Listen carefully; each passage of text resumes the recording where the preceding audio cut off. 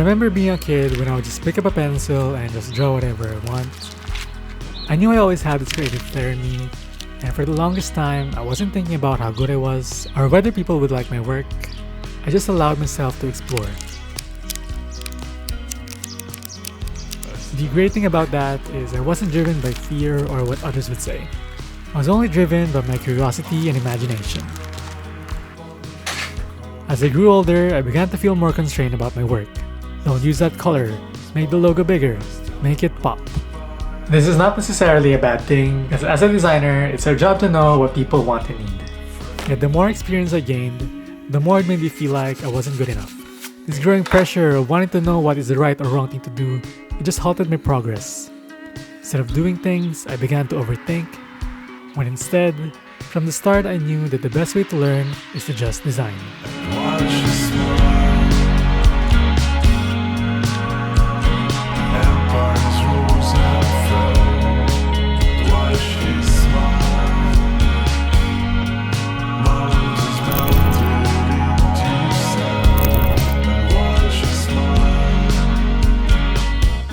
My earliest memory with Photoshop was in high school, and this was during the peak of Tumblr. I created my own account and I started reblogging quote images until I started making my own.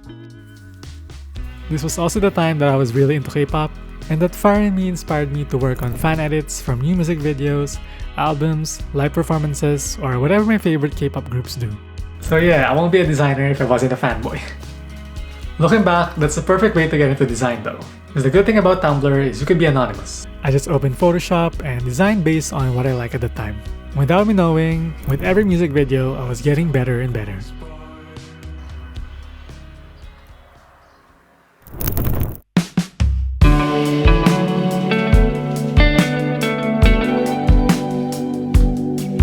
I was 16 when I started university. 16. I always get jealous of people who already know what they want at such a young age, because at that time I didn't. I mean, up until now I think. Luckily my dad suggested I take up economics, and I said, why not? I passed the entrance exam at one of the best universities in the Philippines and I was so happy. But first year in, I knew it wasn't for me. But if not economics, then what? I don't have an answer, so I stayed. Second year of college, we had to shoot a video for our class. It was for a short story called Fruit Stall. We were supposed to shoot for 2 days and I couldn't make the second day, so I volunteered to do the DVD cover instead. So I did the designs and everyone was impressed. One of my classmates even told me, pwede ka maging designer sa org natin. Looking back, I guess it was meant to be that I took up economics in college. Because if I entered a design school, I feel like I would just compare myself with others, especially when everyone is good and creative. But in economics, not a lot of people can do design. That highlighted my skills more, so I got the opportunity to work on posters, certificates, t-shirts, and hoodies. I can still remember that feeling of seeing that first poster I made hanging on the wall. But all that wasn't enough to convince me that I could do this for a living. I graduated with an economics degree, then a few months later, we moved to Canada.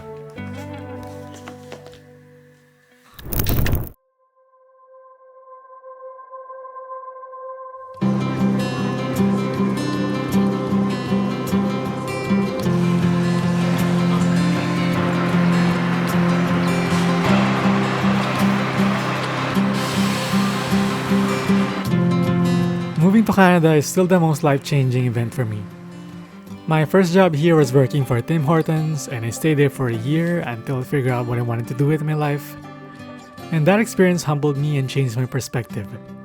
Because for the first time, I was surrounded with people with diverse backgrounds. We came from different countries, generations, and lifestyle that I wasn't exposed to before.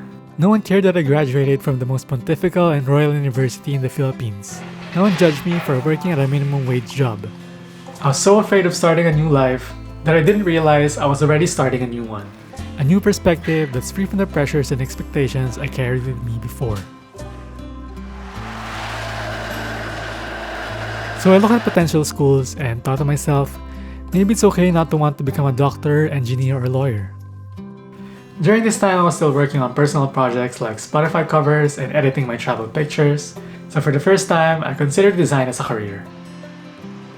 While I was looking for the next steps in my career, a college here was offering a 1-week program to help new students explore post-secondary programs and options.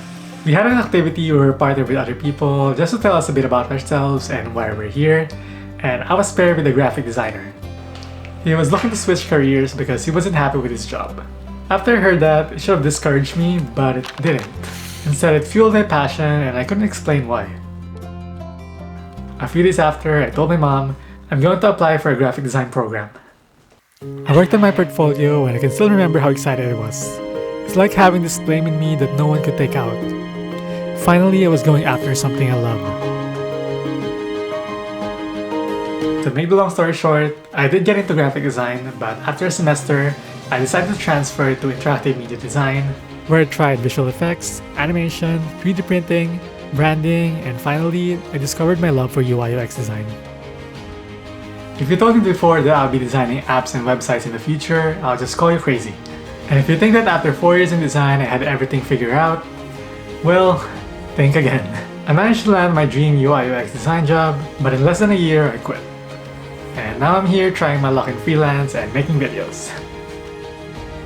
So after all that, I'm not sure if you still want my advice, but if you do, I can only say one thing. Just design. The truth is that feeling of not being good enough, it just never goes away. So whatever it may be, your favorite game, band, a memorable place, or pictures that reminds you of home, when inspiration strikes, don't wait, just design.